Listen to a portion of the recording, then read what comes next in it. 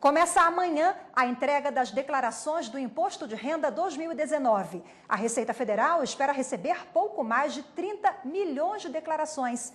Entre as novidades este ano, depois de 24 horas de ter declarado, já vai ser possível saber se o contribuinte caiu na malha fina.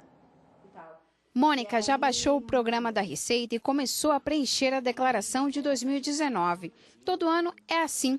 A publicitária prefere não deixar para a última hora. Eu recebendo um informe de rendimento, né, que a gente recebe da empresa ou do contador, no meu caso, que eu tenho uma empresa, eu já recebo esse informe, pego as informações do banco e já começo a lançar. E é bom mesmo não demorar para ficar em dia com a Receita Federal. Este ano, o prazo para entregar a declaração vai ser um pouco menor. Começa no dia 7 de março e vai até 30 de abril. Quem teve rendimentos tributáveis acima de R$28 mil deve declarar. E uma novidade, logo no dia seguinte à entrega da declaração, o contribuinte já vai saber se caiu na malha fina e poderá imediatamente enviar uma correção caso encontre algum erro ou pendência. Outra inovação é que neste ano a Receita passa a exigir o número do CPF de todos os dependentes, mesmo os recém-nascidos. Devem declarar contribuintes que receberam rendimentos isentos, não tributáveis ou tributados exclusivamente na fonte, acima de R$40 mil. Quem obteve em qualquer mês de 2018 ganho de capital na alienação de bens ou direitos ou realizou operações em bolsas de valores.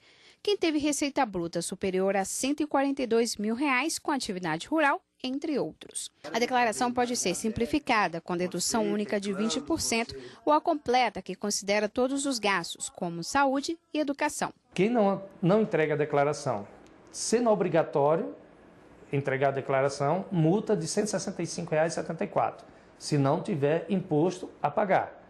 Se tiver imposto a pagar, é multa de 1% ao mês, mais 20% sobre o imposto, sobre o saldo, ou aliás, sobre o valor do imposto a pagar.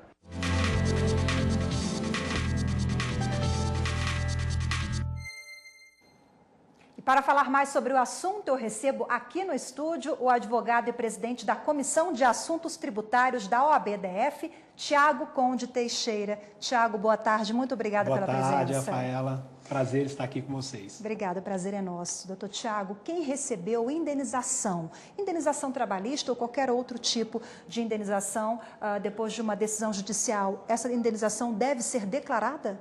Essa declaração sempre deve ser oferecida à tributação, informada para a Receita Federal. Ocorre que existem diversos tipos de indenizações que eu não preciso tributar. Por exemplo, justiça trabalhista, se a verba ela tem natureza indenizatória. Isso eu informo em um campo específico, mas não declaro, eu não vou pagar imposto de renda sobre aquela verba. Outra situação, se é decorrente de um dano moral específico, aí já tem a isenção prevista na lei, eu declaro lá no campo outros rendimentos isentos ou não tributados. Então, eu preciso saber que tipo de indenização eu recebi. Se aquela parcela ela é de natureza tributária ou não tributária, se eu vou tributar ou não aquela específica receita. Agora, doutor Tiago, como saber se o rendimento é isento ou tributável?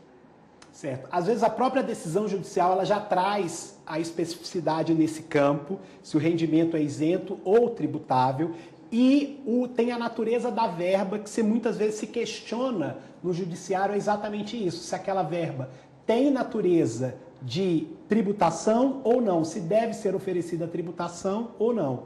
Importante, independente de estar isento, de ser não tributável, eu preciso informar isso em campo específico da Receita Federal, na declaração, que é lá outros isentos ou tributáveis. O fato de constar na decisão judicial que é isento ou não tributável, porque isso pode acontecer, ter na própria decisão que aquele rendimento é isento, não tira a sua obrigação de informar para o fisco aquele ganho que você teve, aquela indenização. E os honorários advocatícios, eles são declarados também? Podem ser abatidos o valor? Os honorários também pagos para advogados, peritos, sempre podem ser abatidos do valor. E aí você informa que, num campo lá específico, que aquele rendimento tributável já foi abatido os honorários advocatícios. Então, se você tem lá R$1.000 de indenização a receber e você pagou 100, 200 para o advogado, você já abate aqueles R$200 daqueles 1.000 que você tem a receber.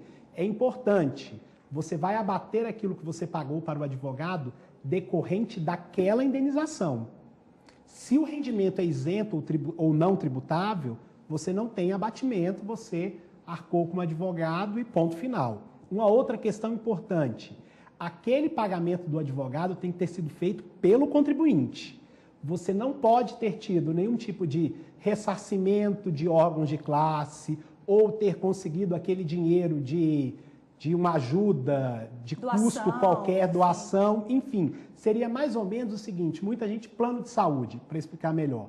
Você, muitas vezes, você paga a consulta e vai no plano e pede o ressarcimento, o reembolso. Se você teve o reembolso de alguma parcela, você não pode pedir a dedução do imposto de renda daquela parcela que você teve o reembolso.